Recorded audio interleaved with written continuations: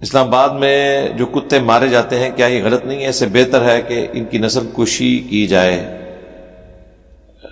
ٹھیک ہے، میرا بھی خیال یہ ہے، لیکن وہ جو دیکھیں جو کتے اب آ چکے ہیں میدان عمل میں، یہ میں اوریجنل کتوں کی بات کر رہا ہوں، ان کتوں کی بات نہیں کر رہا جن سے آپ جا کے مسئلہ پوچھتے ہیں اور پھر 14 ٹیکے آپ کو لگتے ہیں، یہ اور جن کو قرآن میں کتے کی مثال سورۃ الاعراف میں ہے 175 176۔ ڈاگز کے اوپر میری ایک ڈیٹیل ویڈیو ہے جس میں نے ریبیز کے بارے میں، جو ہلکے کتے ہیں ان کے بارے میں بتایا۔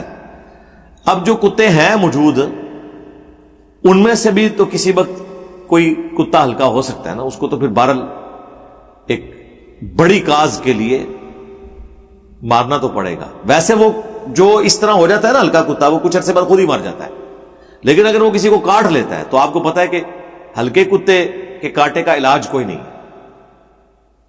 اور وہ ویکسین لوئی پاسچر نے اس وقت تیار کی، وہ ویکسین صرف یہ کرتی ہے کہ کتا کے کاٹنے کے بعد اس جراثیم کے ریڑھ کی ہڈی میں پہنچنے سے پہلے آپ کو ویکسینیشن مل جائے گی۔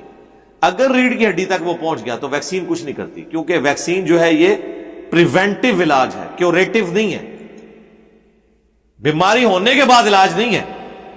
کتا جب کاٹتا ہے نا تو یہ ضروری نہیں کہ ہلک والا کام ہو گیا آپ کے ساتھ، جب تک کہ وہ ریڑھ کی ہڈی تک پہنچ نہ جائے۔ اس لیے ریڑھ کی ہڈی کے جتنا قریب ہو اتنی جلدی وہ ٹیکہ لگنا ضروری ہوتا ہے، ادروائز وہ ریڑھ کی ہڈی تک پہنچ گیا تو کام ختم۔ کتے کی ویکسین تو ابھی تک اسی لیول تک تیار ہوئی ہے کہ آپ پریونٹیو علاج کریں گے، کیوریٹو نہیں ہے، لیکن اللہ کے فضل سے یہ جو انسانی کتے ہیں نا علماء سو، ان کی کیوریٹو علاج بھی یہاں سے ہو رہا ہے، پریونٹیو بھی ہو رہا ہے۔ اس کی مدنی ویکسین بھی ہے اور مدنی ادویات بھی فری ہے، اویلیبل، یوٹیوب پہ جائیں آپ۔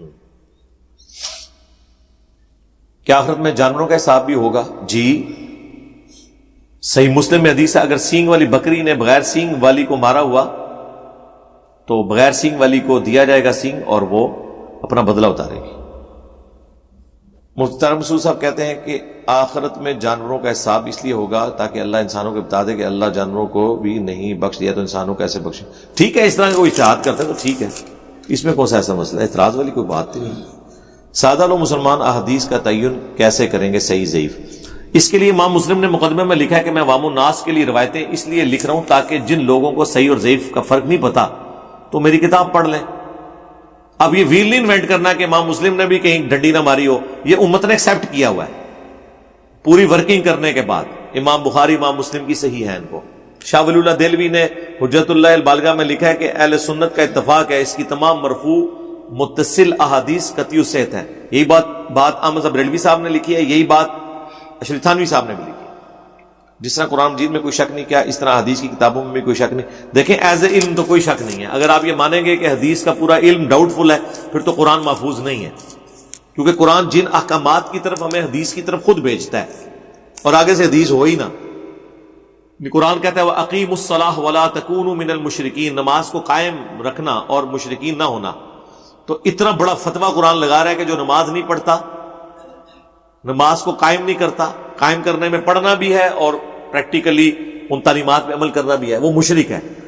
جب کفر اسلام کا فیصلہ ہو رہا ہے نماز کے اوپر تو نماز کا طریقہ قرآن نہیں بتا رہا، بلکہ ہمیں کہاں بھیج رہا ہے؟ سنت کی طرف۔ مَن يُطِعِ الرَّسُولَ فَقَدْ أَطَاعَ اللَّهَ قُلْ إِن كُنتُمْ تُحِبُّونَ اللَّهَ فَاتَّبِعُونِي يُحْبِبْكُمُ اللَّهُ۔ تو ظاہر ہے پھر سنت اور حدیث یہ محفوظ تو ہوگی نا، ایسا ہو نہیں سکتا۔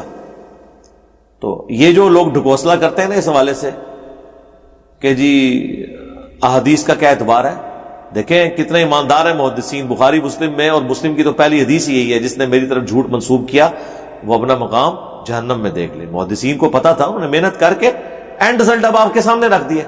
اب آپ کو دوبارہ ویل انوینٹ کرنے کی ضرورت نہیں ہے۔ ایک بندے نے موٹر بائک خریدی ہے، اس کا ٹائر پنکچر ہو گیا تو آپ یہ نہیں کہے گا کہ میں ربڑ پلانٹ کا پودا خود اگاؤں گا، اس میں سے جو ربڑ نکلے گا اس کی میں ٹیوب بناؤں گا، ٹائم قیامت تک ہے، پھر تو پینچر لا بیٹھا، آگے ٹورو۔ اچھا آپ عربی سیکھ کے بھی آ جائیں، قرآن حدیث سے ڈائریکٹ ترجمہ کریں، کیا کوئی بریلوی آپ کا ترجمہ مان لے گا یا وہ کہے گا مجھے اعلیٰ حضرت کا دکھاؤ؟ یہی کہے گا نا۔ کوئی دیوبندی کے سامنے آپ عربی پڑھ کے کہیں یہ لکھا ہے، وہ کہے گا میں نہیں مانتا تھا، یہی کہے گا نا. تو جب اینڈ رزلٹ یہ ہے کہ انہوں نے ماننے ہی اپنے بابوں کے، تو سرکار ڈائریکٹ آپ لا کے بابوں سے ہی دکھائیں، کام بھی مکاؤ.